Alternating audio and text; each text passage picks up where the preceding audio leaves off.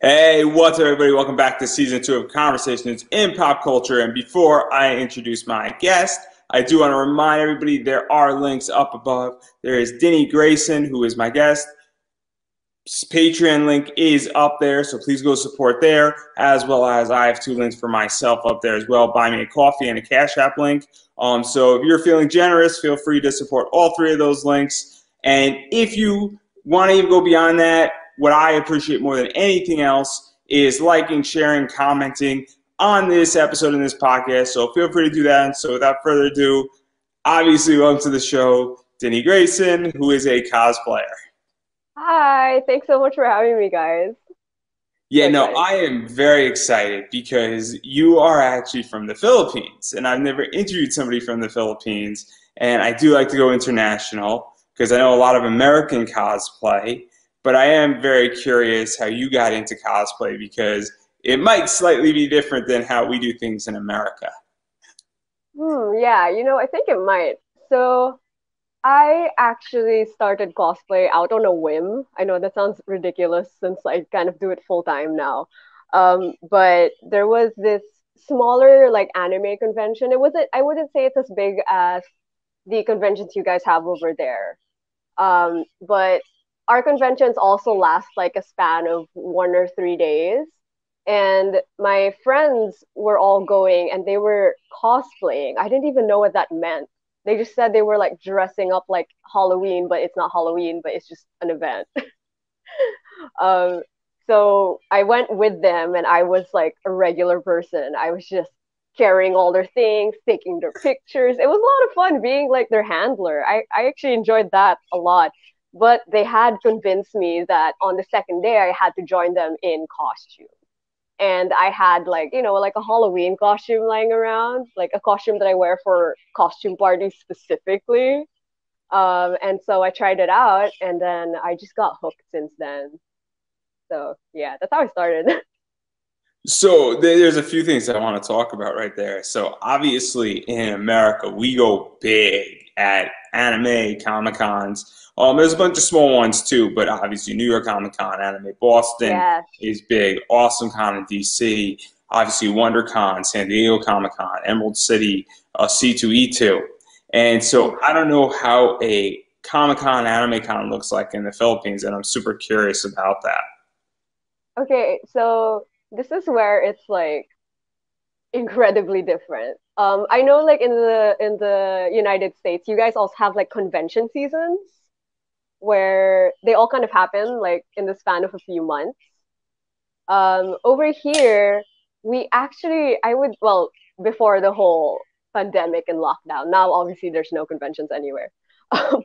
But before that, I would say every single month there would kind of be a convention. It would be, some of them would be smaller, some of them would be bigger.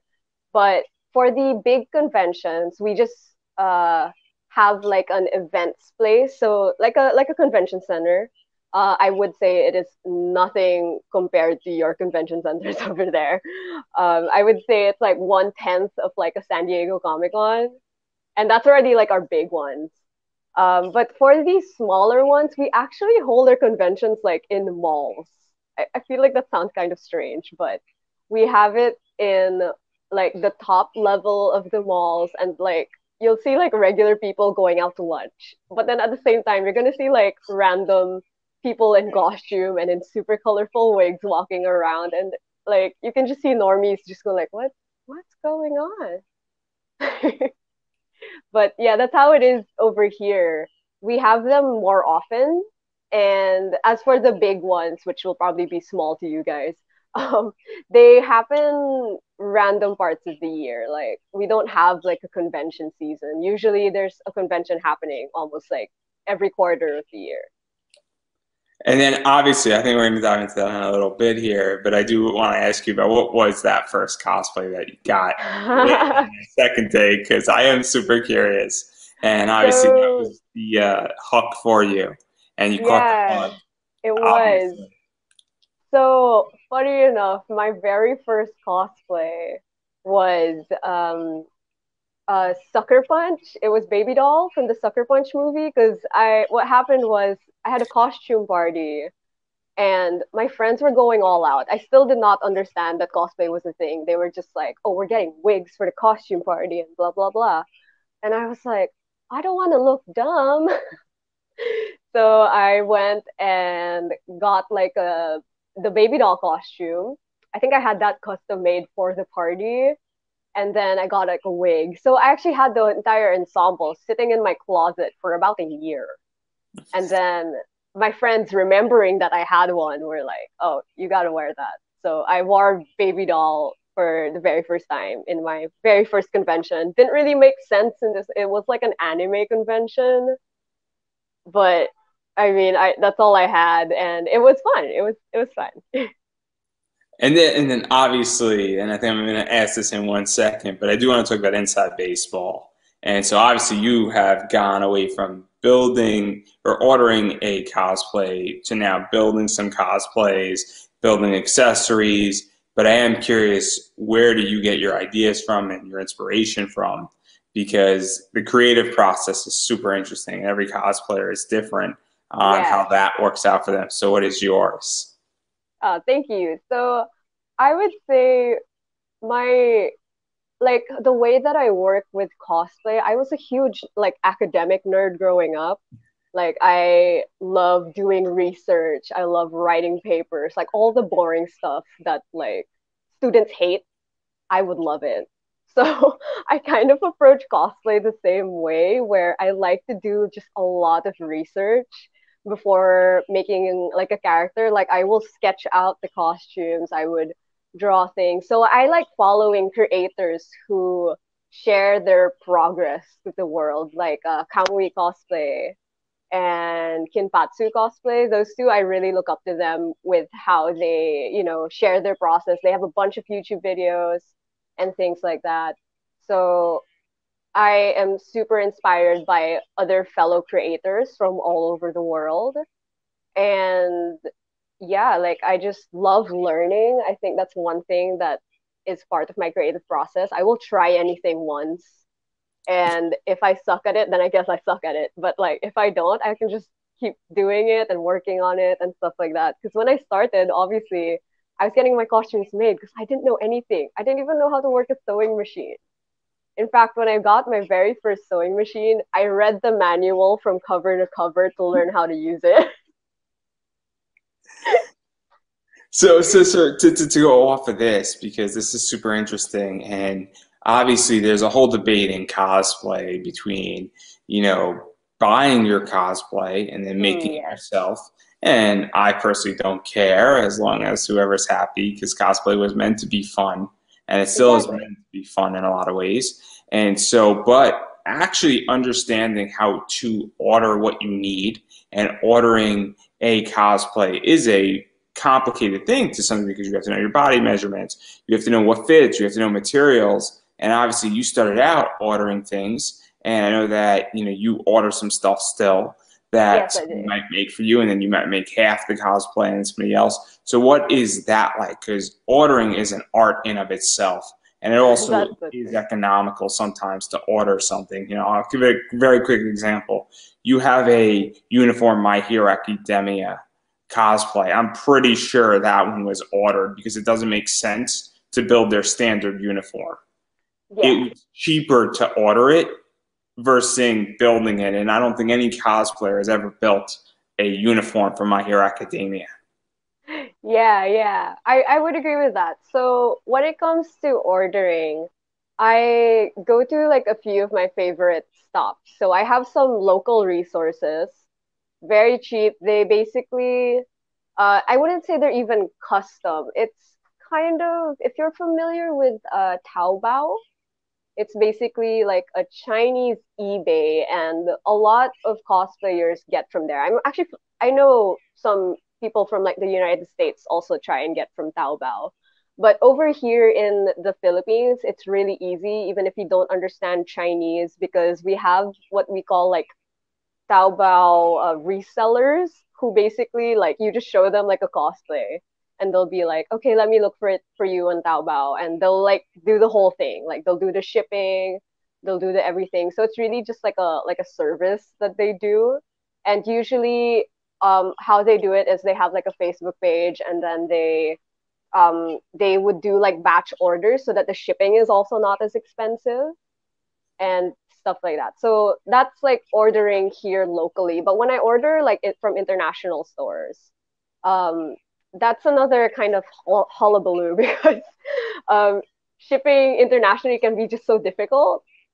And I usually have problems with sizing as well. Like I don't know if you've ever heard of like American sizing and Asian sizing, and that like they're drastically different. Like case in point, I remember buying my Aunt Takamaki from Persona 5 like Panther suit. I bought it off of a very popular website called Mick Costumes. And I got it in an extra small. I was like, yeah, this is it. This is what I'm gonna do. And I received it, and I kid you not, it was like 2 or 3 sizes too big on me.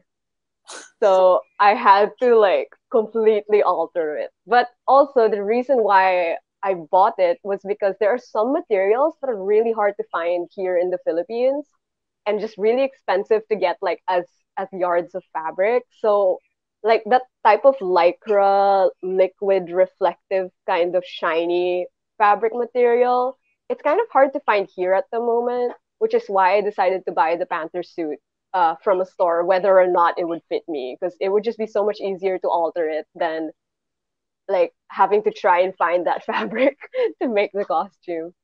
And to even talk about that, because that's one of the biggest problems with cosplay, and from my point of view, is that finding materials, substituting materials, making sure that you're balancing your costs, because cosplay can get very expensive very quickly.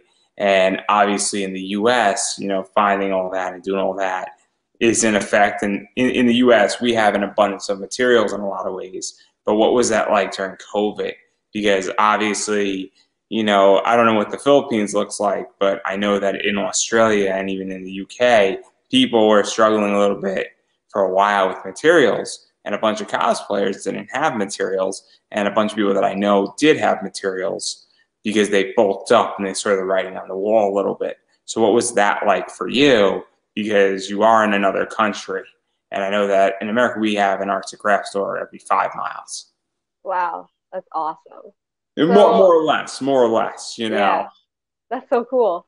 Um, so during the whole pandemic, I was actually really fortunate enough that I'm one of those people who kind of just hoards fabrics and materials and stuff like that. Also because by the time the lockdown happened, I had already started doing cosplay full time. So I made sure to have a stock of fabrics for any case like, oh, I need something for a cosplay all of a sudden. But I do understand that, especially when the pandemic first started, everyone was just kind of losing their footing and like trying to figure out how to do things. We have this service here in the Philippines that I literally live off by right now. Um, it is called Shopee, which is basically like Wish. I would say it's the closest thing to Wish in the States. So it's a really like cheap store. A lot of local sellers use it. A lot of local stores just gather there. It's basically like a website where you can buy almost anything. And their business completely boomed in the pandemic. They were able to like take all the precautions, do it safely, package things safely, deliver things safely, and as far as I know, like all my cosplayer friends here in the Philippines as well, that is how they get their materials now. It's through like this little uh service, which is like Wish in the United States. And that's how I think so many people are living off. That's how so many fabric stores are living off right now. They have to sell it online. And luckily, I think the selling process is so much easier with this service called Shopee compared to having to like make your own website and then selling it from there and stuff like that. So that's how we have survived as cosplayers at the moment. Well, I'm glad that you survived, because I know that in Australia there's a bunch of people who we're doing okay, and they're doing it more as a hobby, and it's an aggressive hobby for them. But they're like, hey, I can't find EVA foam, and it sounds crazy because obviously I'm not a cosplayer, And so I've never built anything with EVA foam, everything that I want, and I'm in the comic side of things. I haven't had a difficulty finding anything I need, but I can imagine that it can get very, very complicated. But I do want to table all this, and I have a feeling we're going to dive into some of it. But I do want to start talking about your cosplays. And there's a bunch of Okay. different areas we're going to start with here. We can go into, and I'm going to start with Disney because I Awesome. think that's the safest bet here. And so obviously, let's talk about Elsa because you have an Yeah, Elsa, I and do. you have two different versions of Elsa. I think I'm going to get the name wrong. I think your dress by the first Elsa was done by Frank Bojor. I want to say. I think Yeah, it's Franco Barrio. There we go. there we go. I wasn't going to get it. I wasn't going to get It's it. fine. Totally fine. I admit defeat when I know I'm defeated. But you also made the shoes and the wig. And so what was that like? Or you styled the wig, I believe. So what Yes, was I that did. like? And what drew you to Elsa? And what was that like building it out and saying, hey, you know, I'm still, because this was early on in your cosplay career. And Absolutely. still, though, it's the idea that you made part of it and then somebody else made the other part of it and it worked. Yeah. So, how we approached Elsa, I this was very, very early on. I would say Elsa was one of the costumes that I started cosplay with. It was in 2014, if I'm remembering things properly. Yeah, um, 2014, yes. yeah. Okay. Awesome. And basically, my we have this amazing fashion designer friend who is Franco Barrio. Actually, he works with us now in our little like creative space. We have something called Melting Pot Studios currently. It holds my working area, like my workshop. My brother, who is a crafter for cosplay props and stuff, Jello Grayson, he has his workshop there. And then we have the studio of our fashion designer friend who also made my Elsa gown that time, which is Franco Barrio. But before we would go to him in his old studio, and the one thing I asked for my mom on my 18th birthday, because in the States, I believe like when you're 21 or when you're 18, like most people like get a car or they go drinking and stuff like that. I would say here in the Philippines as well, like normal people will like go out and go to like clubs and things like that, but I've never been a fan of that. And here in the Philippines, we actually have something called a debut, which is like a debut, but we call it debut. I don't know why we say it that way. And it's basically like the Mexican quinceañera, but instead of it being on 15, it happens when you're 18. And usually, like people have like this huge party and stuff like that. And I was like, I don't want that. I don't like people. I want a costume. And Frozen had just come out the year prior, and I was like, I want to be Elsa. So instead of having like this huge party, I asked my mom if for a gift I could have a dress instead, and it was going to be made by Franco. So that's what happened. And then I made sure that I wanted everything to be like really accurate. So I made the shoes myself. And then I got the wig and I styled it for the first time. I still remember how that first wig looked like. It wasn't pretty, but that's what I had in the beginning. But yeah, it was really fun to collaborate with like such a passionate person as well on something that meant a lot to me at that time. So yeah, it was really cool. And obviously, I mean, Frozen is big out there in 2014. It still is. It's still referenced in a lot of ways. And people love Frozen. And so obviously, designing the shoes, styling the wig, obviously, you have somebody designing the dress, but you're putting it all together and you are building out a cosplay in a lot of ways. And so, what was that like, really building out your first, quote unquote, first like professional cosplay, if you will? Uh, yeah, it was really, really fun. I was doing cosplay, as a hobby that time. I was still like studying and stuff like that. So I just wanted to be her. I didn't think that this was gonna like I was going to do birthday parties and attend events with Elsa and things like that. Like I had no idea. It was not my intention. But when I was making the costume, I just really wanted to bring her to life. That's kind of how I see cosplay. I think the best understanding of how I approach becoming like a character is kind of the people in Disneyland, the character actors there, where I don't want people to like meet me. when they go to like an event. I want them to meet like the character. And especially with Disney characters, I think with the whole like Disneyland idea, it was always like that. So that was my attempt with going into making Elsa. So that's why I wanted there to be like a level of accuracy with the costume, because I wanted like these little kids that I would see out in the convention floor to be like, oh my god, it's Elsa and stuff like that. So and interact with them as Elsa and things. So yeah, that's why I would say like making that costume was honestly like magical, because I am me as a person is very far from Elsa. Like I am not royalty. I am not regal. I'm very clumsy. But like transforming into that like level of elegance that Elsa is, and in like she's such a powerful character, and like to share that vibe and that energy with other con goers, and with especially like with kids that you would see running around and stuff. It was really fun. And then obviously there's a few different versions of Elsa. You did another version, and this version was more gala oriented Elsa, and then the other version was almost more. And I think I say this very nicely. It was a little bit, I think, less gala, if you will. Yeah. Is a nice way to put it. And so, what was that like though to get to re-examine and do a different version? Because obviously, it's kind of nice when you get to do a similar concept but do a refresh on it, and then go back and sort of do it yourself. Because I have a feeling you built this Elsa for the most part by yourself at this point. Yeah. The Yeah. second Elsa. Yeah. I don't know if that's making sense, but the second Elsa, but there's still only one Elsa. I'm confusing Yeah, everybody. yeah. No, no, no. It makes complete sense because in the second movie, she has like a different outfit. I actually really love doing that outfit because, first of all, like I'm just the type of person who hates dresses. I've always have been. I've always felt like uncomfortable. But obviously, if it's for a cosplay, like I completely detach myself from that. But I will say it was just really difficult to wear that like intricate gown in a convention or in a birthday party, because kids would step on the cape, they would trip on the dress, you would drag it all around like the dirty convention floor. I know that sounds gross, but that's what it was.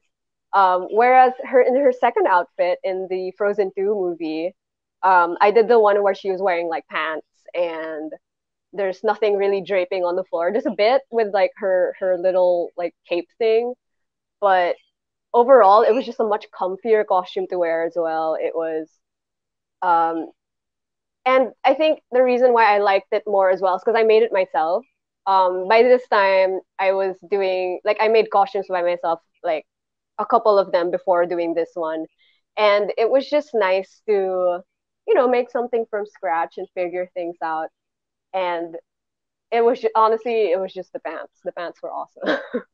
Having to wear And pants as Elsa.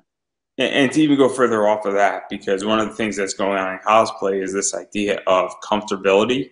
I don't know if that's a real word, but it's this idea that people want to be comfortable in their cosplays now, and that it's great to have something that's so accurate and elegant, but people also want their cosplays to be durable at the Yeah. same time, because you're at a con, and well, things can cosplays can be very sensitive. And so obviously people don't want their stuff broken. They don't want things, tripped up, and cons aren't exactly the cleanest place. And so what is that like for you? Because obviously that gala version of Elsa, which is what I'm dubbing it at the moment, whether you like my dub or not, that's okay.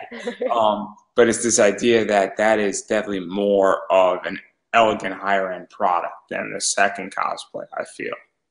Yeah, absolutely. And the fact that that first dress, like it was a gown made by an actual fashion designer. So I still have it. I take very good care of it.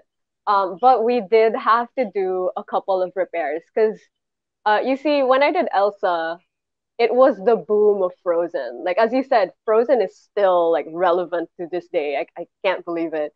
But in the Philippines especially, like I don't know how many birthday parties I attended as Elsa. I did a bunch of like events for malls and like meet and greet Elsa, and it was me and things like that. So it was insane. It is the costume I've probably worn the most. So we definitely had to do like a lot of repairs on it. I had to stitch up the cape a couple times because kids would really like just trip on it or like rip it in half and stuff. Because when you're going in a convention, it's kind of easier because you can hold up the cape and stuff. But when you're in a birthday party and you just have to like mingle with the children, of course something is gonna happen. Like it's inevitable. So a lot of repairs has obviously gone into that.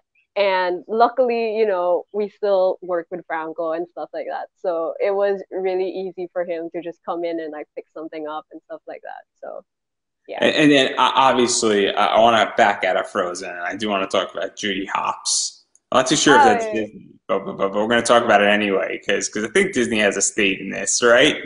yeah, yeah, absolutely. They do. And I have somebody who's coming on who's really big into furries, so I'm going to send this to him. He's going to appreciate it on a Oh, lot of that's so levels. cool. And so, obviously, for those who don't know, Judy Hopps is a furry. She's a cop. It's super interesting. She sort of looks like Jill Valentine a little bit. She does. So, and it's like Zootopia, right? Which is even Yes. worse. So it's like, and I know you worn this one a lot too. And obviously, lots going on with it. You've done stuff with Nick Wilde, who also is your partner in crime, and he was Yeah. judging some stuff in cosplay. So what was this all like doing this and building this up? Because obviously this is a very interesting cosplay.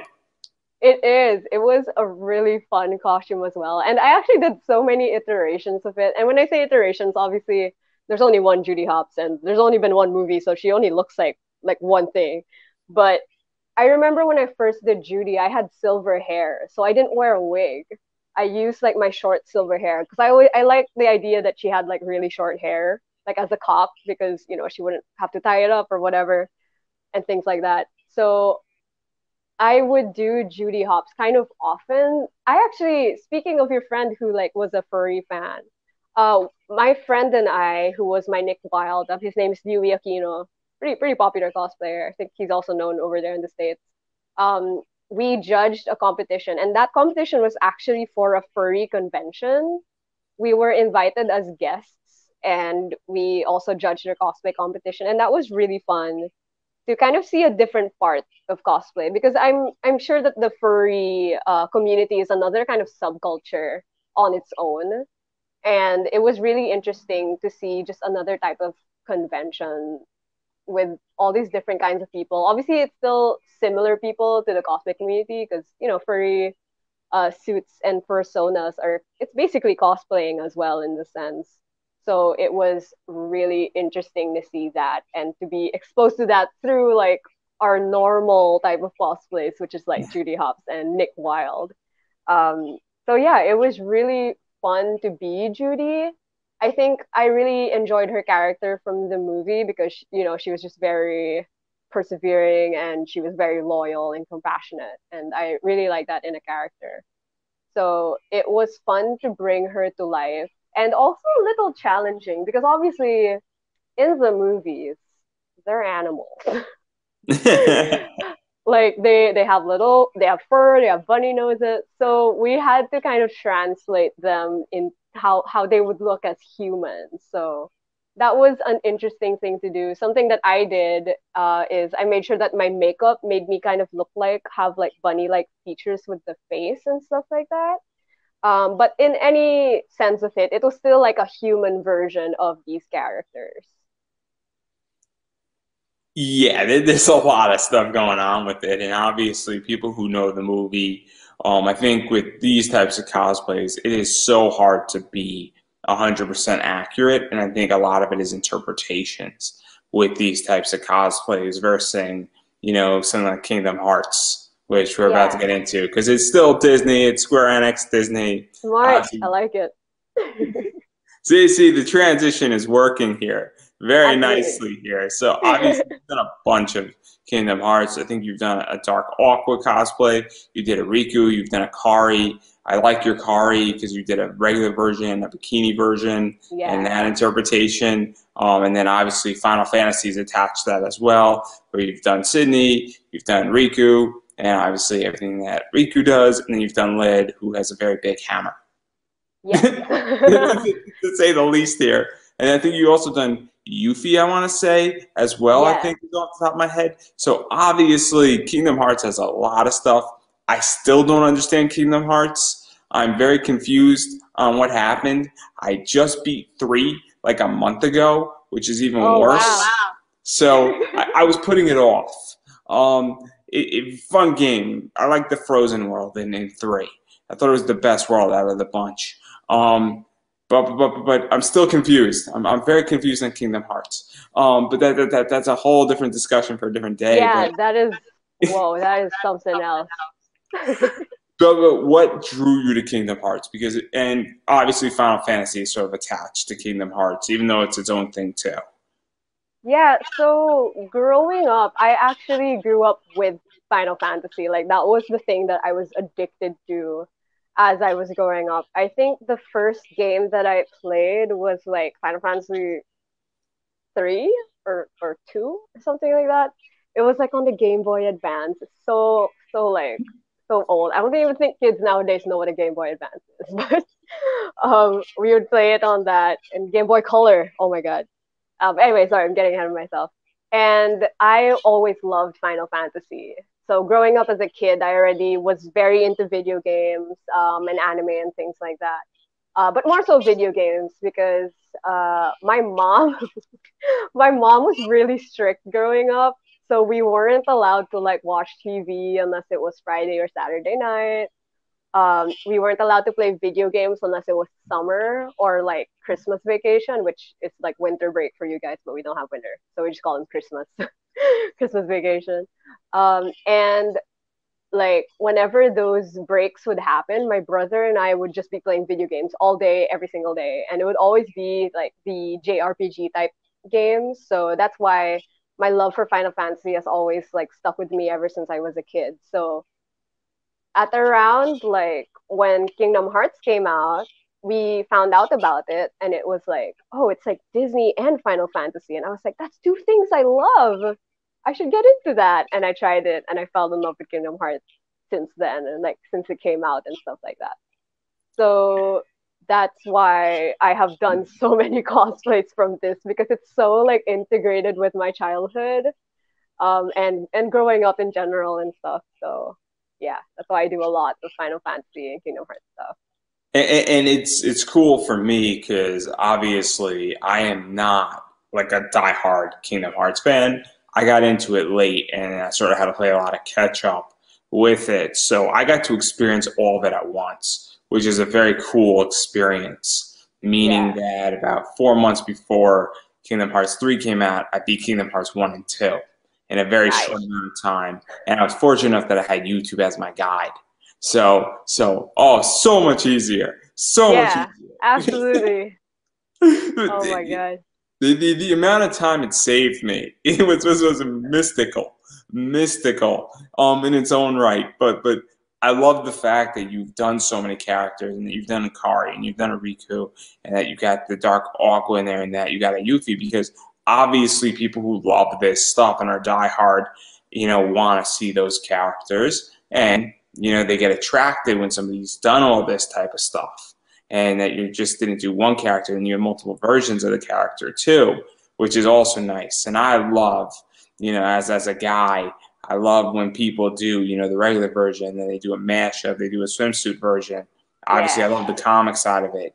I love regular comic versions, and then I love, a little bit naughtier, and then I don't go full naughty because they're hard to sell on eBay. That's the only reason why yeah, I'm not like full nudity. It has nothing to do with nudity. It has to do with the fact that it is a pain to sell on eBay. But yeah. anyway, that's a different discussion too. So what was that like doing so much with Kingdom Hearts and having these varieties? Because it does make people say, hey, I really like this. And obviously you have a Patreon, and that also helps tremendously on there when you're doing a set and that you can, upsell. Yeah, yeah. So I'm breaking every single rule here. that's fine. That's totally fine. Um, so when for example, let's talk about like the Kyrie bikini and regular version. So luckily that shoot actually happened right before lockdown started. Like it was the last time I went to a beach and shot things. I actually had shot Kairi, Cindy, and Riku all at the same time that day. I went out with my cousin Jay Tablante. He's a cosplay photographer, and we went to the beach.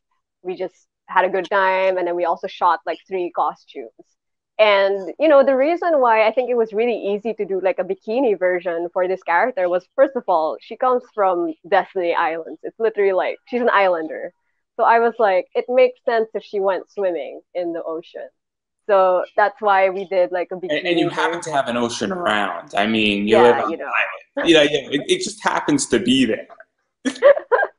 Yeah. Actually, funny enough, I actually live in the city in the Philippines. So like beaches are probably like an hour or 2 hour drive away.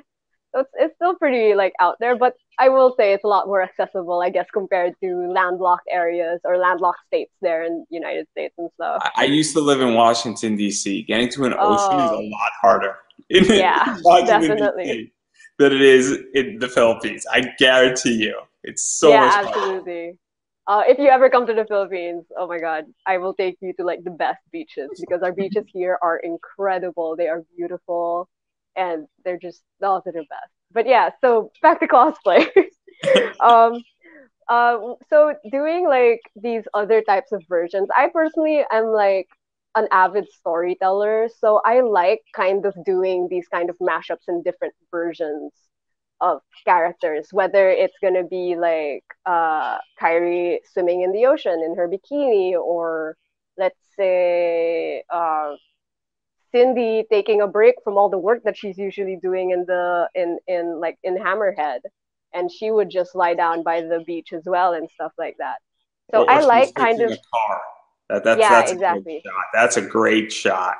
Thank you. And so I like kind of thinking of like, oh, what would these characters be doing in other situations? And that's kind of where I like to get my concepts, not just like throwing like a bikini on like a random character, things like that. I mean, I have nothing against that, absolutely nothing against that. I got But I nothing think it's against it either, so I'm not yeah. complaining. But yeah, I like to think like if we did like maybe alternate universes or yeah, putting them in certain situations. That's where I find the fun of doing all these different kind of versions with these characters. It's just fun to like and, create things. and this is what I like about this is that there is all that variety in there, and that you do a lot of shoots. There's a lot of cool images. There's standard images, and then you have all this other stuff, and that's what I like because obviously I just spent a lot of time scrolling through your Instagram today building this out, so I've seen everything, Oh and my god. obviously I got a big snapshot of your almost 1,400 pictures on Instagram. So and so obviously you have everything with Sydney working on a car to Kari just hanging out by a pier all the way up to just everybody else doing a variety of other things, as well as just some action shots and a variety of other stuff. And it is nice to have that variety because I think that cosplay is just not you putting on the thing anymore. And it's nice at a con when you're walking around, people are taking pictures. But there is that aspect of it now where you need to almost tell a story and be a visual storyteller. And it's cutting across a lot of businesses right now in general. And I feel like you really do that, especially with the Kingdom Hearts stuff, more than anything else, I feel. And the Final Fantasy stuff is sort of attached to Kingdom Hearts a little bit. So that's what I feel that you do very, very well with these characters. And also these characters have real emotional connections with, their fan base in a lot of ways. Yeah, absolutely. Thank you for saying that. Yeah, so I really love storytelling in general. Something that I am also like very obsessed with aside from cosplay is Dungeons and Dragons. So I love storytelling and just being part of a world and bringing it to life. So I think Oh, because of that, I also approach cosplay and art in that sense where we really like want to take these worlds that we've fallen in love with and bring them into reality in like any way, whether that's acting like the character or shooting a scene for that character or mimicking like let's say a scene in that video game or that movie that we're doing. So that's always what I like to do when it comes to cosplay. It's bring it to life, not just put a costume of that character and take pictures. Like it's always the thought of like let's bring them here, let's make them real. Even going further, because I have to ask, because obviously Lead has a gigantic ass hammer. I need to know, how was this produced? How is it made? And because this is also one of those larger than life type things that I also think helps tremendously with your Lid cosplay. Because when you have that giant prop and you have those images with it, and obviously they're edited and some stuff is added in its position, I mean, that's also bringing it larger than life in many ways too, and it's bringing a real sense to this. I mean, I'm Yeah. going to be 100% honest, and I think most people understand that we all know Kingdom Hearts isn't real, but when it's done and those photos are shot with Kari hanging out on the pier or Lid sort of jumping in midair with that big hammer, it brings the realness out. If that makes any sense to anybody out there, obviously I'm probably not describing it the best way, but I think the point is being made. So what is that like with having certain things that do bring out the larger than life feeling? So to do that, like we do it in so many different ways. So for Kyrie, for example, we went out to the beach to do it to like mimic Destiny Islands and stuff like that. And then when it came to Lid, Lid was just a whole nother ball game. First of all, it was actually such a surreal feeling. We did Final Fantasy for this huge gaming convention here in the Philippines called ESGS. Um, and actually, Square Enix had approached me and a couple other cosplayers. So this Lid costume was actually in partner with the Square Enix team, and it was insane to meet the people behind the game and stuff like that. So obviously, that's also why we had to like really bring it to life and make that gigantic hammer, for example, because like these were the people behind the game that were literally going to have us like walking around the convention and promoting the game. So it was insane. And the only way I could have made that hammer, I actually did not make it whatsoever. It was my amazing brother. His name is Jello Grayson. I mentioned him earlier. He is a cosplay crafter, and he is just the best. He literally made that from scratch out of like EVA foam and like PVC pipes and things like that. It was incredible and incredibly heavy. But it like totally brought out the costume. Like I made all of like the little details with the costume and the fabric pieces and things like that. And yeah, that was accurate. But to have like the hammer with me during the convention was just awesome. It was an eye stopper. You would immediately know like, oh, that's the Final Fantasy booth. We see that giant yellow hammer over there. So it was And even so going cool. further, because obviously when you are in paid partnerships, obviously Lady Dimitru from Resident Evil with Capcom is sort of the biggest paid partnership in cosplay right now. And some people are denying that they were paid, but a lot of people were accordingly. And I'm pretty sure that a lot more people are being paid right now. And I think it paid off nicely for Capcom, but obviously when a video game company is approaching you to pay or have a partnership with you and that you're representing them, it's very, very interesting. And what is that like? Because it's sort of a approval, brings attention to you, and also it sort of states you're on the right track a little bit. Yeah. So working with Square Enix, first of all, was completely surreal because I have been like a Square Enix fan since it was still called Squaresoft. It wasn't even called Square Enix yet. And like just to be able to work with them, I remember my friend who was cosplaying with me, Jin from Jin Behind Infinity. Um, we were just freaking out anytime that like we were sharing like our progress, like, hey, have you done this? Oh, have you done this? And then we'd just be screaming like unbelievable that this is happening to us. And of course, there is also like a level of pressure when it comes to things like this because yeah, these people are the ones who created the game, and we have to bring justice to their designs and to their characters. So it was really interesting because the process for Square Enix at least was, they sent us like the renders, the HD like renders of these characters, like T-posing, like front and back and stuff like that. So we were able to see every little aspect of the costume, which also meant that they were going to see every aspect of the costume. Like they would know exactly like, oh, you didn't put that little like button pin over there that Lid has and stuff like that.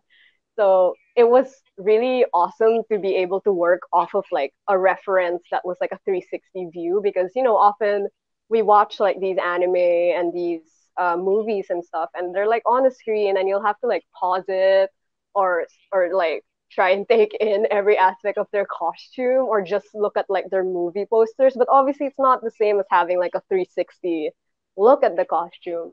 So as awesome as it was to have that resource, it was also really nerve-wracking because again, you had to make sure that you got every little detail right. So it was crazy. I think it was just a whole nother type of way when doing the costume because obviously you also need to not really appease, but it needs to be approved by the people you're working for first and foremost before anything. So yeah, it was fun, but it was crazy.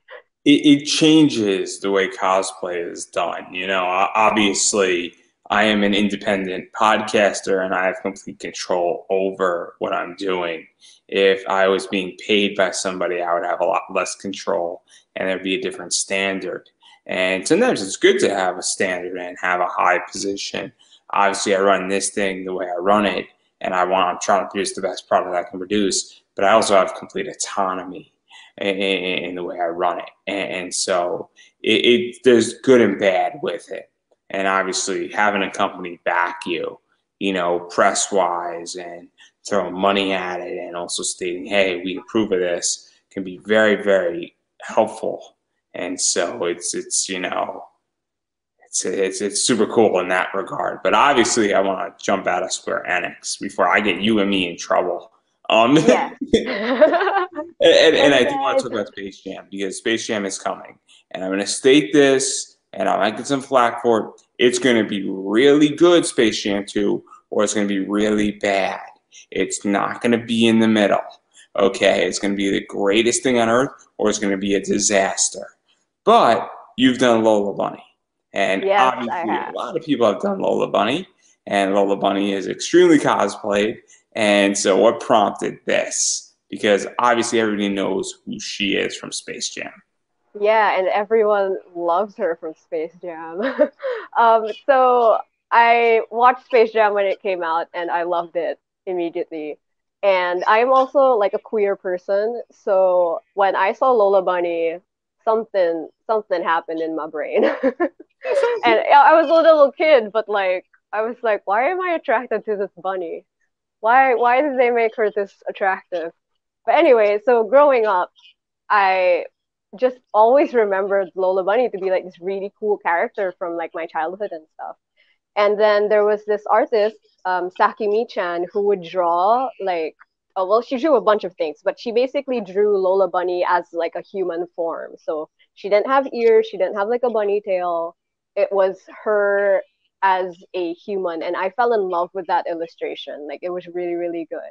So I wanted to try cosplaying that one day. And funny enough, the first time I wore Lola Bunny was to a convention where I had no idea what I wanted to wear. So the morning of the convention, right before we left, I made that Lola Bunny costume, like the top and the shorts. And luckily I had blonde hair, like long blonde hair. So I just needed to put my hair up into a ponytail and do the makeup. But I literally made that costume like the morning of the convention and then I wore it. And that's the story of how I became Lola Bunny. And obviously, I mean, it's just a very iconic. It's not a very difficult cosplay to pull off. And I mean, obviously, I'd probably fail at it because I'm not a cosplayer. I don't know how to sew. I don't even know how to use a hot glue gun. So I would most likely fail at building anything resembling good. I again admit defeat when need be. But obviously, that is not as complicated, I think, as a few of the others we're about to jump into. And I do want to talk about your Pokemon stuff because I am an anime fan. Ooh. in my name. It's Pop Yay. Comics, and you've done a very interesting Vaporeon. And I don't Yeah. know how to say that word. It's like Ginjinka, I want to Yeah, say. Ginja. Yeah, correct. You got it. You got it. I've seen it. I've interviewed people who've done similar things in that nature.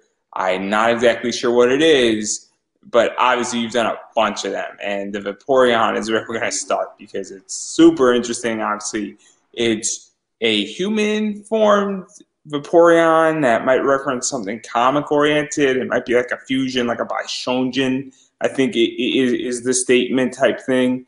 And so obviously, how did all that come about? Hopefully I'm hitting it on the head here. You absolutely are. So, Gijinkas are basically, I believe it's a Japanese term. I forgot what exactly it translates into. But basically, it's like an anap oh my God, I can't say this word. Anamorphic. Anamorphic, something like Yes. that, right? So, you guys get it, that word. It's like a human-ish version of the character. So, for example, with my Vaporeon, I mean, obviously, Vaporeon is like, a Pokemon, looks like this weird fish cat thing. Um, but when I cosplayed it, I decided I wanted to bring her to life and make her like this human-ish version. But I It's wanted it. yeah. Sorry, yeah, It's almost belly dancer like is a good way to put it. It's got yeah. that in there. It's got more of a Bishonjin feel to it, and obviously it's sort of got that going on. But you also still have a lot of the Vaporeon attributes of Pokemon in there as well. And it's kind of like, okay, if this was a human, what would it look like with still those elements in there? Yeah, exactly. So, I had a lot of fun designing this first like Gijinka that I did because you actually got it right with like the whole belly dancer thing. In Final Fantasy Tactics, they have like these job classes. It's very like regular RPG job classes, and I actually went with like the dancer type of thing because to me, Vaporeon is like she's a very fluid being. In fact, like one of their powers is to like just become water, just like disappear Yeah, into the water and stuff like Vaporeon is that. never a guy. I can tell you that. Oh, really? I don't remember that. It can't be. It just doesn't work. Flareon, you can imagine as a guy. Jolteon is Ah, definitely a male. Eevee evolution, without a doubt. but yeah. Okay. So anyway, yeah. So Vaporeon, she has that power. So that's why I wanted to kind of create that kind of look with her as well. And I just have to say, like, it's so much fun to kind of have the reins to design a cosplay and do like these kind of crossovers, and just figure out what works. Another thing that was really good about this when you do like these crossovers where you design them yourself is you can kind of already think like, oh, I have a wig that could work for this. Oh, I have extra fabrics that I can use for this. So you can even like kind of direct the costs of this costume depending on what you own, and that's how I approached Vaporeon because Vaporeon was actually the very first costume I had made completely from scratch, like from fabric. And that was the time that I read the manual of the sewing machine to learn how to use it and stuff. So yeah, it was really fun to do that costume. It's another aspect I think in cosplay where instead of copying something that you've seen, you're doing everything from the ground up, from designing how it looks, designing how it's constructed, to actually creating it and then bringing it to life, which is super fun. And to even go further into this, you've done a Pikachu version that's more rogue from Yeah. the X-Men is definitely in that style as well. And so what was that like? Because obviously with Pokemon, people get Pokemon real quick. It's just one of those things that it's been around forever. Obviously, I've interviewed a lot of people from Pokemon. I got to do Veronica Taylor on my other show, and she was That's the original awesome. Ketchum. I got to do with Lisa Ortiz, who's directing that Netflix Oh show. my God, Um, that's so cool. Tara Sand has been on, who's Bulbasaur, and Richie. And so obviously there's a lot of people who have been involved in Pokemon. And so obviously one of the things is that people get it instantly. I'm 28. I don't know how old you are. You're young enough that I feel that it's okay to ask that question. Yeah, no, absolutely, absolutely. So I feel very comfortable that I can ask that question. But Yeah, but the idea is that it instantly connects with people. And so when you mash it up, it connects also very easily, and that's very nice. So what was that Pikachu Rogue like? Because everybody gets Rouge Rogue from the X-Men. People know her from the 90s. And obviously people know, Pikachu very well. yeah. So I would say I'm a bigger Pokemon fan than like Kingdom Hearts because Pokemon has been with me all my life. Like I grew up with Pokemon. My favorite, it's so generic, but my favorite is Pikachu because when I was younger, watching like the Indigo League and like the Orange Islands, like the first two seasons of Pokemon, I would have like a little Pikachu stuffed toy that I would bring everywhere, and I'd be like, my Pikachu, my best friend. Can't like you can't mess with me. I'm gonna like electric shock you and stuff like that when I was younger. So um so Pokemon has really just been a part of my life ever since I can remember. So to do like a Pikachu cosplay, I knew that like I wanted to do something that was a crossover again. And actually the crossover of like the rogue type of Pikachu, it came from another like RPG sense where it was like, like the thief job class and stuff like that. So that's where the crossover came in. And when you're doing these type of crossovers or Gijinkas, like the number one thing is you have to remember that there are aspects of a character that are so iconic. Like with Pikachu, it's the red cheeks and the ears and stuff. So even if I was doing like this crossover that was not like, half Pikachu, half human, it was like a full human just with Pikachu elements. I had to translate kind of like the ears into something different, where I had like little feathers in my headpiece that kind of mimicked the ears of Pikachu instead. And then instead of like just circle red cheeks, it was like a lot of blush and freckles to kind of simulate the cheeks instead and stuff like that. So it's just really important to remember that when you're mashing up two characters in particular or two concepts, there are things that are like iconic to that character that you have to keep. So Pikachu, yellow, red cheeks, little black tips on the ears and stuff like that. You have to make sure that when you're designing these like crossovers, you have to put those elements of the character in there and then see what you can like push and pull between the two concepts.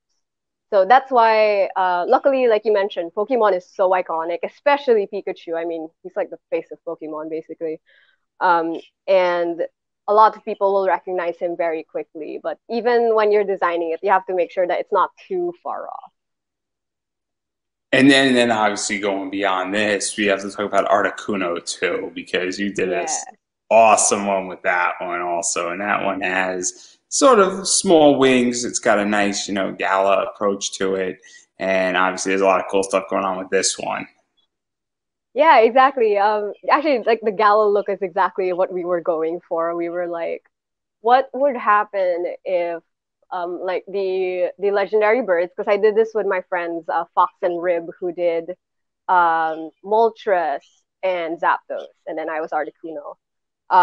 And we were like, if they were like these ethereal goddesses, like think like the harvest goddess from Harvest Moon, for example. They just look really ethereal with like their dresses and stuff, but they still look human, but you know that they're like of another level, like they're still like legendary and ethereal. So that's where we went with our concept for the legendary birds, and that was such a fun thing to do, to kind of mash everything up and then make sure it still looked really like magical, but at the same time still grounded to the fact that we were just cosplayers. And I love it. And I think it's super smart to do it. I also think that the three legendary birds are the easiest to do a gal look with or do something along those lines with because they're almost built in that way. And it's also the game Yeah. exclusive and it works so nicely. Versing the other trio that you did, which was the Avatar trio as Oh Ozai yeah. Angels. And obviously, I'm a big Avatar fan. There's been a bunch of people on Avatar who's been on. Jeannie Kwan, Yeah. who plays Suki, has been on. Oh Um, my God, that's and awesome. Toph, Jesse Flowers, has been on this show and my other show as well. And so, obviously, where did this idea come from? Because it's a reference to Charlie's Angels, obviously. And it's kind of funny in a lot of ways because you had a Ty Lee and you also had an Azula as, Yeah. Ozai's Angels. And those three characters, obviously, people know. And I think you were May out of the group. Yes, I was. I was May. It was really fun because I actually almost forgot. I was like, what? I did do Avatar? And it was because we did a version of it where my friend saw this artist kind of reimagine them to wear different clothing. So they're wearing like these black oriental, very almost high fashion type of looks compared to like their usual garb in the show. And we just fell in love with the design, so we decided to cosplay that version instead of like the regular version from the show. And it was really cool to we contacted the artist, of course, first and foremost, and asked if we were allowed to cosplay this version that they made, and they said yes. So once we got the go signal, we decided to just run with it, and it was a lot of fun to bring them to life. I believe when we did that costume, there was also like, I don't know if you guys have it in the cons in the States, but basically some fandoms would like meet up in within the convention. So there was like this Avatar meetup, and that was the day that we wore those costumes so that we could meet fellow Avatar fans and stuff like that. It was really really cool. And I love the concept because obviously people know Charlie's Angels from a lot of different entities. And then I think they remade it, from the original. Obviously, older people know it. My parents know it. I know because they know it. I Yeah. actually know it for other things as well. And so obviously it's very iconic. And there's always references to it in other things in Avatar. I'm not too sure if you knew this, but back last, I think, April or May, it was the number one show in the world on Netflix. Oh, that's And I think awesome. across all cable, it had the number one ratings, and part of the reason why is because everybody was home and Yeah. all these people who grew up watching it, started watching with their kids because there was nothing to do and it got on Netflix and then they were watching Korra. And so obviously a lot of people know Avatar. And Yeah. obviously the books are killing it with the Kyoshi series and what happened. I didn't read the second one yet, so I know what happens though because my friends are really good people and they ruin everything for me. And then obviously Avatar Studios. And so, what is that like for you to have a concept? Because I don't think I've seen this concept before being done with the Charlie's Angels version of it. Yeah, it was really, I don't actually don't even know how my friend found this version, but the art was just incredible. I believe the username, she was like a DeviantArt artist, and it was like Q Dragon or Quan Dragon or something like that. And the art is just incredible. And like just to do like a different version of something that we really really loved, all three of us. We were big Avatar fans before the whole pandemic happened, and it's really cool now that a lot of people are getting into it. It's very interesting. But yeah, it was really fun to do a different version of it and bring that to life instead of like what we usually see. I do actually want to cosplay like the canon version, like the one from the show one day. But I want to do that with my friends, and it's the pandemic right now, so I can't. Well, she is getting a Pop Funko from Books a Million. Yes. So she's Yeah. finally getting a Pop Funko, which is fantastic. So obviously, they may or may not have something. She also married Zuko, so Yeah. you got to find a Zuko for you. I They'll be off do. to the races. It'll be perfect. It'll be perfect. And so obviously talking about another fandom that's similar to Avatar, and that is Powerpuff Girls. And you Oh did Bubbles, yeah. the punk version of Bubbles, and I guess Yeah. more of an adult punk version. And obviously that's another trio group. So what was that like doing that one? It was really fun to do. So I guess you can notice now it's kind of a trend where I like to do just like weird versions of these characters. That one was with my best friends again, Riven Fox, and the thing with me, Ribbon Fox, like us trio of best friends, you know, like the trios in shows and in media, it's like a trope where you can tell like who's who. Like there's the heart of the group, there's like I believe it's like the lungs of the group or something like that. But basically, it's like a trio where they're all very different people, but they're all like stereotypes and stuff like that. So when we did Powerpuff, it was like no question to who was who. Fox was gonna be Blossom because she's our like ferocious leader type thing. And then I was gonna be Bubbles because I'm just like an emotional empath little thing. And then Rib was gonna be Buttercup for sure because she's a fighter. And we were actually planning to do like the regular version, but then we were like, what if we do like a punk version? That's gonna be so much more fun and so much more up our alley. And we don't have to like look like children, you know? Because you know, Powerpuff Girls like they're like tiny and they're like actual like children. So if we imagine them in real life, we were like they would look like toddlers. So we wanted to do like a punk version that would be more grown up, kind of like a girl gang, ready to beat you up kind of thing. So yeah, it was really fun to do that. I think we made our costumes out of things out of our closet. We just put stuff together, painted stuff on it, and things like that. And so what is that like? Because one of the things, and even going to back to the avatar, is that obviously when you're cosplaying with a group and with other people, you know, you all have to stay in the same parameters of the cosplay. You all have to, you know, sort of have the same idea. Everybody has to know their role, and everybody has to sort of, you know, use similar materials to some degree, where you can't use, you know, PVC for Blossom and not use it for Bubbles, or you Yeah, can't, you know, use the you know Avril Lavigne look for Buttercup and Bubbles, but not for Blossom. And yeah, obviously, exactly. everybody has to show up to the con too, because all of a sudden somebody Yeah, doesn't show up. You know, it's not going to be the end of the world per se, but it's going to defeat the purpose. And yep, also, yeah, though, what that does is that when all three of you are hanging out, it obviously attracts more people because people say, "Oh, I get it now. I know exactly what this is," and it does make it easier to get attention. I would imagine photo shoots and other people taking a look at you, and people just saying, "Oh, that's awesome," and you know, taking a quick iPhone shot, for instance. So, what is that like? And also, it just allows for more playing off, especially even in the creation process when that happens. yeah.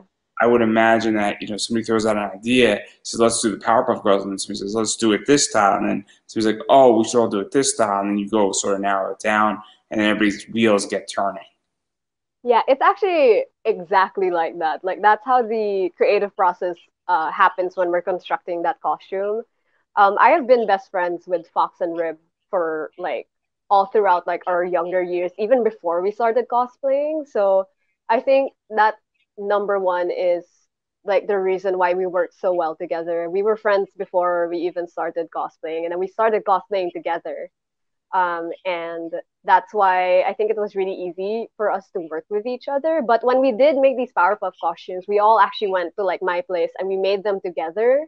And it was like a fun craft day, well, craft couple of days where we would make these costumes. And we often go to conventions together anyway, whether we're all dressed as a group or just as individual things. Like we already go to conventions together. So to do like a group cosplay and then to just go to a convention, that was really fun. Like to have to like just be next to each other all the time, which already happened. It just so happened that now we were all cosplaying from one thing, which was which was really awesome. Yeah, no, and I love it, and I think it's great. And obviously, Powerpuff Girls, you know, grew up sort of watching it. It was on when I was growing up, and I'm 28, and it's coming back, and there's comics and all sorts of stuff Yeah. surrounding it. So it's not leaving anytime soon. And another series that isn't leaving anytime soon that's in the anime world is My Hero Academia. And I Oh took my yeah. hat off earlier. And Momo, you've done a casual, you know, you've done a uniform version of her, and I know you've done a hero suit of hers as well as you've done Dabby, and that's an expensive Pop Funko for those who are interested. And then you've done Red Riot as well, along with Froppy and Mina. And so, what is that like to get into My Hero? Because it's in the top three shows right now in the anime world, if not the number Yeah, one spot. I think it is. I think it is. So I actually am like, I wouldn't say I'm picky, but I think because I do cosplay full time, it's really hard for me to latch on to series when they come out. And the reason why I was really attracted to My Hero Academia was because if you look at like the cast of characters, even just from like the class 1A, they're so different. They're so like insanely uh diverse that I really loved it. So I immediately got hooked onto the show when it came out. And I just love that there are just all these different types of characters. And for example, with Momo, I liked how like when you look at her first, obviously like with her hero suit, she's like this super sexy woman who does like these cool things. But you can tell that her character lies in her like intelligence and her um way to get around things. Like she just has to have that costume because that's how like her costume works. That's how her quirk works, where her powers, they come out of her skin and stuff like that. So that's why. But like her as a character is actually she's quite reserved and she's very intelligent, and that's like what you celebrate. So I kind of like the irony of Momo, and I feel like that you can see that with a lot of characters in My Hero Academia as well. Like they look really cool, but then there's also something very relatable and human about them that I really like. And what's so fun with My Hero Academia characters is because since they're all different, it's really like as a cosplayer who creates their own stuff, like it's just really cool to jump from, let's say, Momo, who's like this really sexy cosplay, and then jump to Kirishima, who's like this really manly cosplay, and then jump to, let's say, Froppy, who is literally like a frog. And then we go into Mina, who is like an alien. Like it's insane the type, like the different kinds of techniques that you use to be these different characters. And the different personalities that you can become to do these characters and stuff. So I really love My Hero Academia. It's sort of like One Piece in a lot of ways, and I know that you Yeah. do sort of a closet Naruto, but Naruto is not like that, where a lot of the characters are very similar. In My Hero, Mm-hmm. you have very different characters. In One Piece, you have beyond different characters, Yeah. and it's very interesting when you have an entire ensemble cast. I don't know if you're a wrestling fan, but a good wrestling company has a variety of different characters in their repertoire so that you have a variety of different matches. Yeah. And so it's very similar to that because you get to play a lot with sandboxes.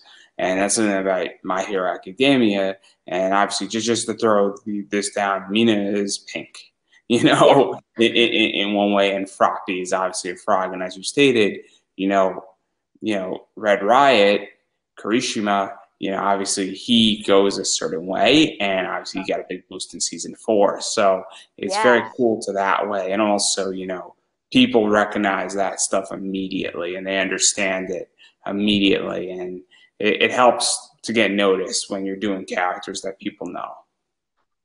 Absolutely. Yeah. And so, no, I want to back out of anime because I do want to talk about DC Comics.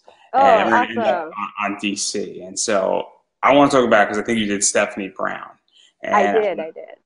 so Chuck Dixon created Stephanie Brown, and he was on my show. He also Oh my created Bane. God. And so I love Spoiler. I love Yeah. Stephanie Brown. I enjoy everything Stephanie Brown has done.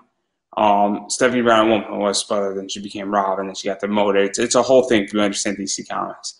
I'm like the guy to understand the entire lineage of Robin, but that's a different discussion. So, what made you want to do Stephanie Brown versus Damian Wayne, Tim Drake, you know, Dick Grayson, all those people? I mean, your last name is Grayson, so it would be very for you to, and you're Dinny, so you could have Dinny Grayson. Oh, it would have been beautiful. Yeah. Yeah, so the reason why I jumped into DC Comics, first of all, I was a huge DC Comics fan. Dinny Grayson actually comes from Richard Grayson. That's why my cosplay name is Dinny Grayson. Um, and I so when I jumped into like the storylines of the Robins, for example, because the Robins are fantastic, a fantastic group of superheroes and superheroines, and I loved. I think out of all the women, I really liked Stephanie Brown because she was a little spitfire compared to everyone else. Like the reason why she became Robin is she literally broke into the Batcave, and like the fact that she could do that was insane. And I really liked how she stood up for herself and um, was just her own being. I mean, even with her as spoiler compared to her as Robin, it was just very different. And I like that. I actually planned to do like Robin and then spoiler and then her run as Batgirl, like all those cosplays. But I guess I just got too busy or something. I don't know why I actually never pushed through with that. I should. But yeah, I really love Stephanie Brown's entire story arc. At least before the reboot of the New 52, because that's when the New 52 happened. I think I stopped. I started college as well, so I had to stop with like just reading comics. I just did not have the time for it. But pre New 52, I was really, really into the storylines there. And so obviously Stephanie Brown is very different as a cosplay and even building it out than Robin, and Damian Wayne or Tim Drake. And so what was that entire thing building it out? Because obviously her personality is different and what she wears is different. And obviously there's different things you have to factor for with her. And obviously some people forget, who Stephanie Brown is. Some people know who she is. And so what was that like at a con and debuting it? Because, some people, when I mention Stephanie Brown and we go through talking about Robins, people always leave her out because it's a Yeah, weird arc where people know Damian Wayne, people know a bunch of Robins, they just don't know her. They know, yeah. Frank Miller's Robin, but they don't know Stephanie Brown. Yeah, so I'm the type of person to just cosplay characters that I like genuinely love, even if they're quite obscure. Like if I want to be them, I'm gonna be them. Nothing's gonna stop me. So, um, being recognized in a con, yeah, it feels really great, especially because you get to meet people who also like the character. But it's something that I don't actually think about a lot because I just enjoy being these characters and bringing them to life. But being Stephanie Brown, I actually debuted her in a comic convention here in the Philippines, and it was great because these were I was surrounded by fellow comic nerds, so they understood who I was. It was very clear.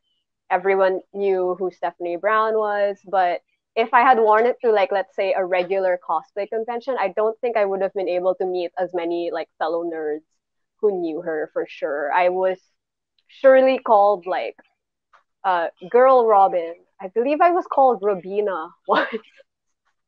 It was very strange, but it's like I mentioned a while ago. Conventions sometimes happens in malls here, so you have like regular families who suddenly want to take a picture with like these weird cosplayers dressing up in the mall and stuff. So I would say like outside of like the community of nerds and stuff, that's when you get like random people just saying like, "Oh, it's the girl Robin, it's a girl version of Robin," but they don't actually know who Stephanie Brown is. But that's okay. And then even going further into DC here, because you've done a lot of Harley Quinn too. And Yeah, so you've done Harley Quinn, Suicide Squad, you did a Chokella, or I think it's Chokella, or I can't speak today. it's okay. I don't Chokella, remember it. whatever it is. Harley Quinn, which is sort of bikini and red and blue jacket. Did an Ivy League version of Harley Quinn as well, and you did a bloodied up version and a clean version.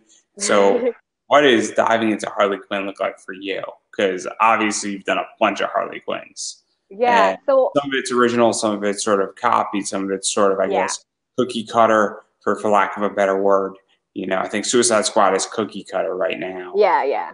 But obviously, Ivy League Harvey is more newer and more original. Yeah, so cosplaying Harley Quinn has just been a blast. Obviously, she is like an insane character. So it's always fun to be her because you can literally just go crazy in a convention. Obviously, still respectful of people, number one thing.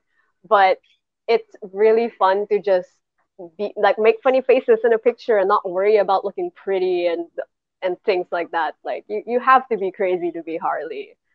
When you're cosplaying her, portraying her in a convention or a photo shoot. So I have a lot of fun when I'm Harley. So, I so, so, actually, sorry, yeah? so I am curious because a lot of people have cosplayed Harley Quinn, especially when Suicide Squad came out, and this sort of might how you got into Ivy Harley a little bit.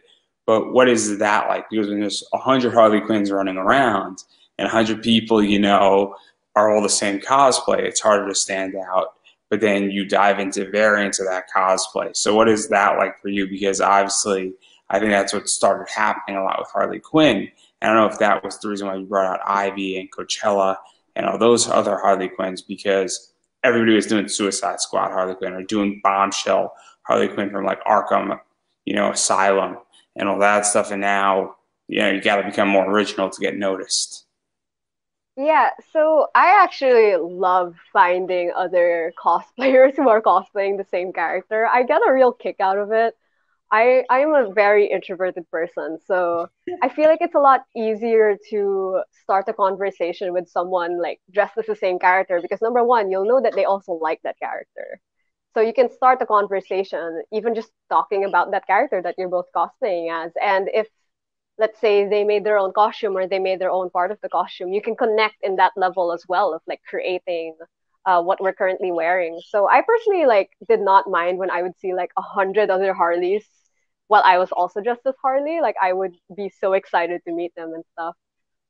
But the reason why I started doing like these variants of Harley, if we could call them that, is because Harley is the type of character I feel like that you could really get away with doing so many different versions of her. I mean, if you read any of the comics of Harley, she is dressed in like 1,000 different outfits. She's wearing really kooky disguises in the beginning, for example, and then she just she just does what she wants. So it's really easy to reimagine Harley like Ivy League Harley or the music festival Harley and things like that. So I think Harley is just so fun to cross over with all these things because she's like a loose cannon. She would definitely like if she found like some kind of teleporting stone to teleport into like alternate universes, you'd know that Harley would like literally like island hop between all these different universes and try something new. So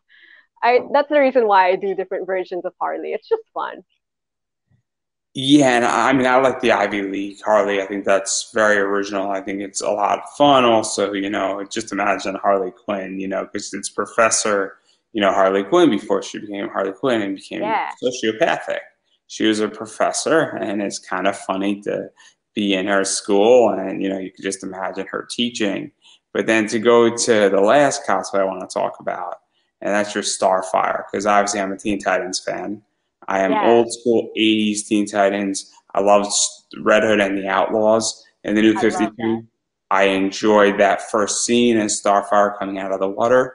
I Yeah. bought a beat up version. I am looking for a 9.8 of that book for a reason. I'm going to spend good money on it. It's not even that expensive. It maybe is a $60 book. It's a great scene coming out of that comic.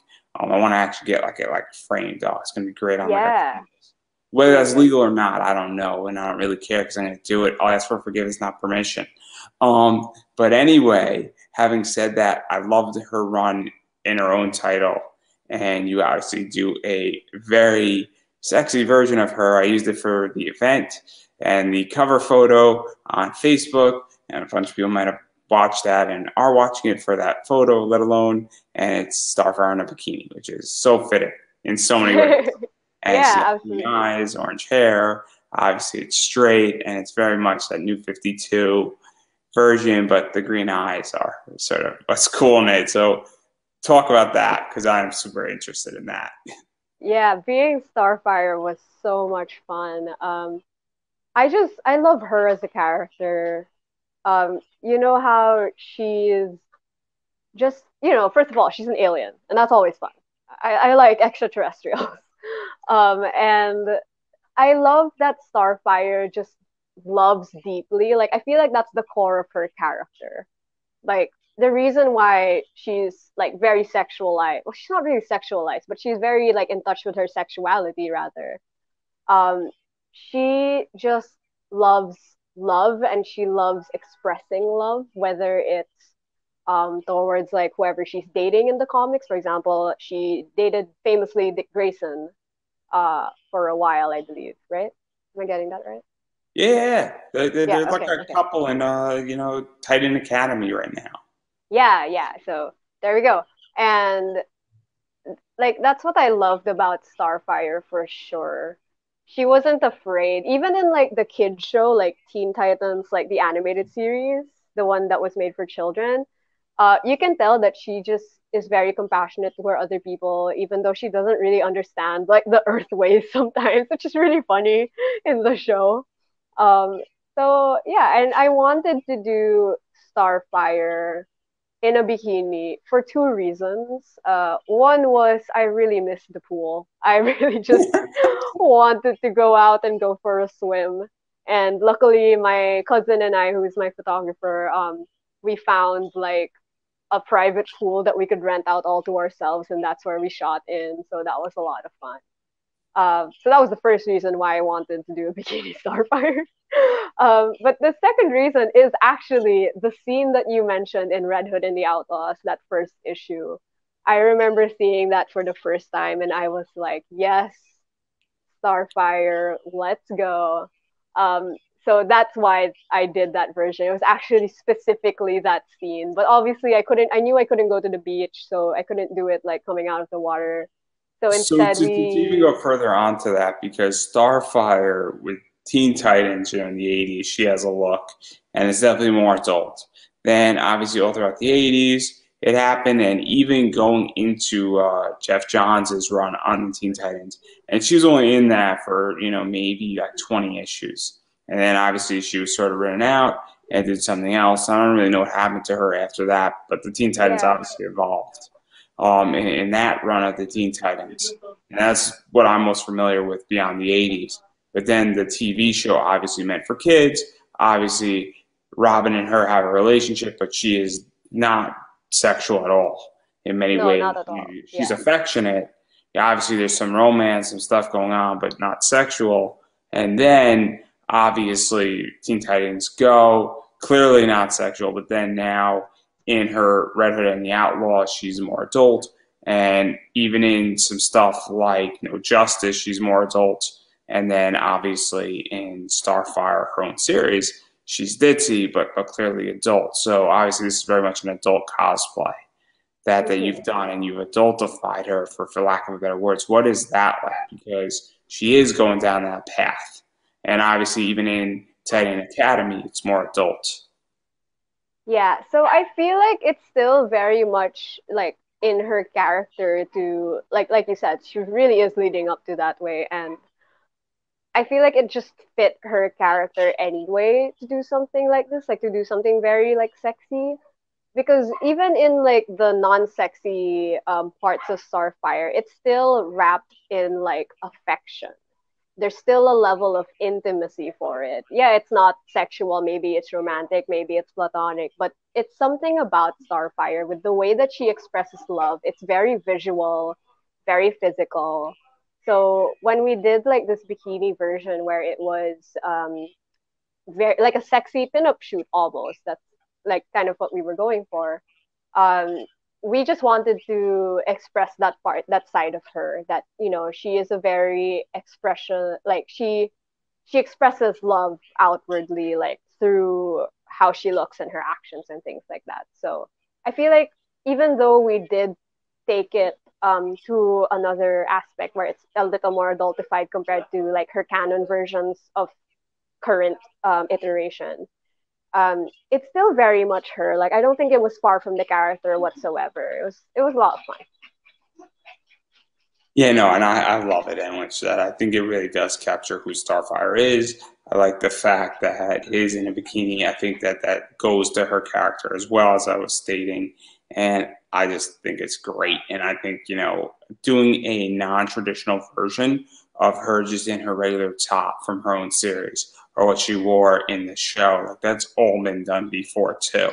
And after a Yeah. while, like, Marilyn Manson has, everything's been done before and you can ask for more and you know it by name. And I've obviously paraphrased that entire thing for a reason, but obviously I want something new. And I feel like this is what it gives. And that's what you gave in many ways. And so that's why I like this. And that's also what caught my eye. Is your Lola Bunny and this Starfire caught my eye. Oh, So thank you. obviously, versus and then the other stuff is great. Don't get me wrong, but this is what really says, oh, this is something that's different as a cosplayer, and I'm looking for something different because I want to see characters reimagined in new Yeah. ways or pushing the line because everything's been done already. What else can you do that's new? And that's something that like that bubble in the May is a good example of that as well. So obviously, I think that's super important. But I do want to back out of cosplays now because I do want to let you go soon. I promise. I promise. It's Um, okay. Oh my God. It's like morning time right now here. We're flying.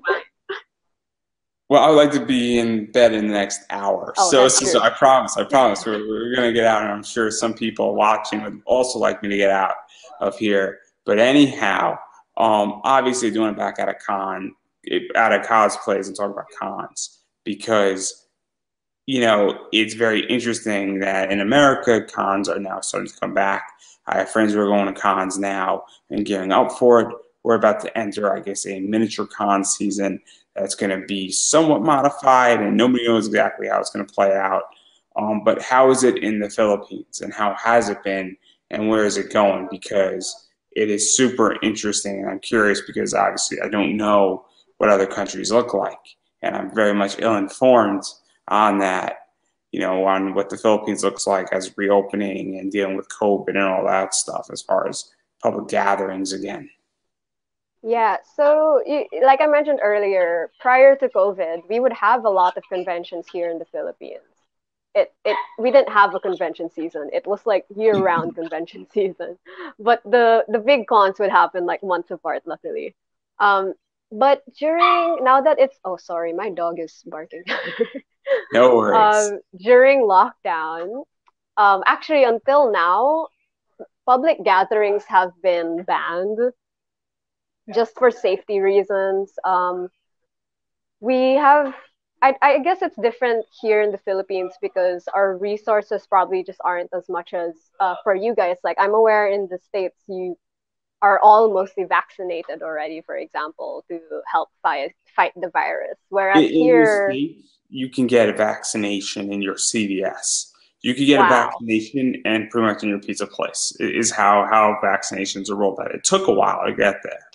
And it took about 5 months to get to that place. But before it was very, very difficult to get a vaccination.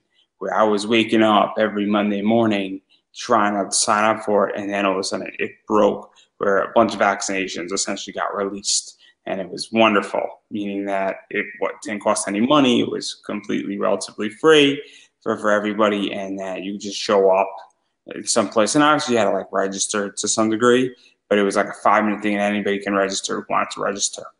So obviously that's how the US has gone, where now if you want a vaccination, you can get it anywhere. You can that's get it in your CVS or you can get it in your Walmart.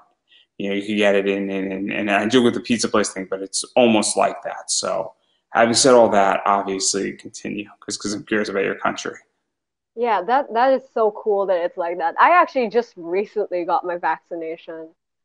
Because I believe that they've sent over batches at a time. And when I got my vaccination done, I had to like go to like this public area that was holding like the vaccination process.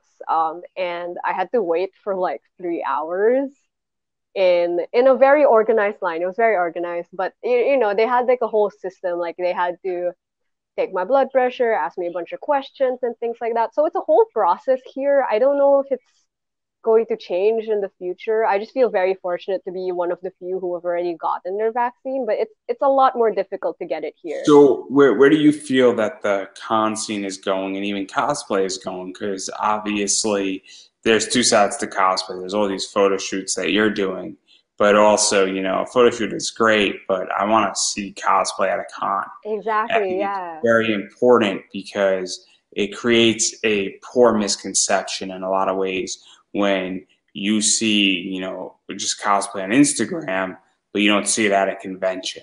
And that it sort of defeats the whole purpose that, well, you know, I have 100 followers and I'm cosplaying as Batman. It creates a weird situation where it needs to be at cons too.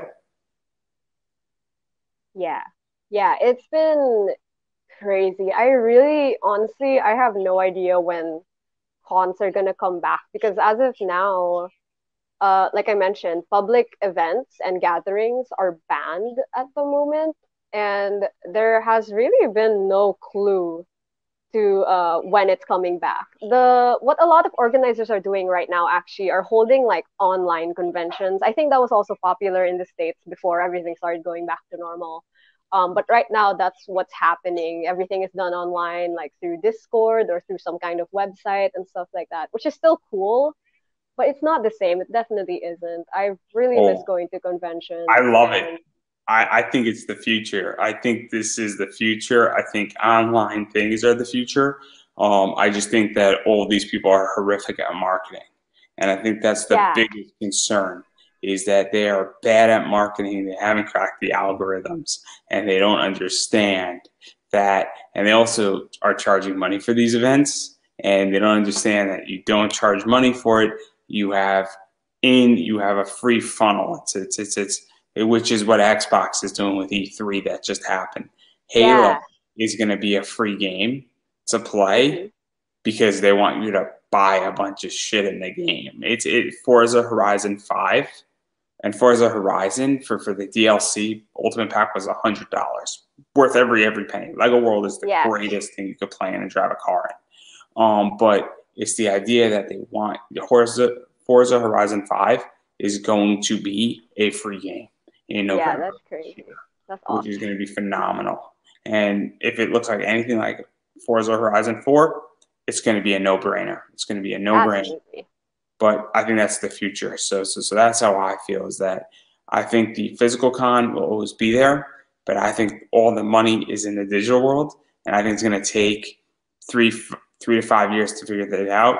And I'm a part of it. I mean, I could tell you that I was doing in a yearly basis for my other show 35 interviews a year at most. In Wow. 2020, I did 90.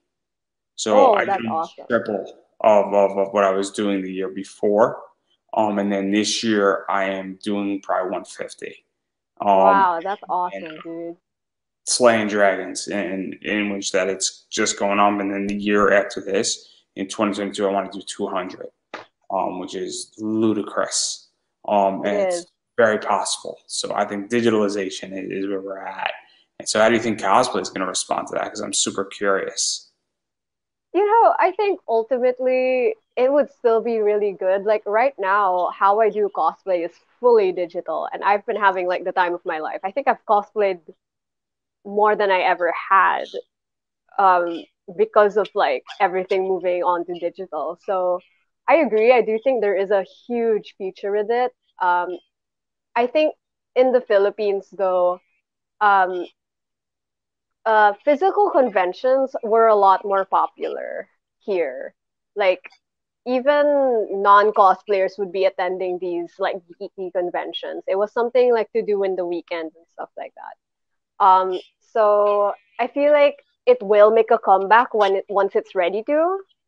But right now, everything is digital. But I would say that like my audience, even for my cosplay work, is a lot of people from like other countries, not even in the Philippines that much. So it's I mean, it's it's I'm an really cool international here. product, and you probably are too in a lot of ways. Yeah. So obviously, I mean, we could talk about this for the next hour easily. Have such an interesting discussion about this, but I do want to give you an opportunity to self promote yourself because I know that you have a Facebook page, You have an Instagram. I know you have a Patreon. I don't know what else you have. I think you have some other links up there as well. So where can Yeah. people find you? Where can people support you? Where can people check out what you're doing? And all that stuff. Okay, yay, thank you. So you can find me as at Dinny Grayson on the internet, basically. I have all those things that was mentioned, but I also have a coffee store, so you can buy me a coffee, and you can also check out my coffee shop. It's where I sell a bunch of digital sets. Starfire will be up by after this month, so you can purchase that if you like. And I also have a YouTube. I stream on Twitch, and I think that's it.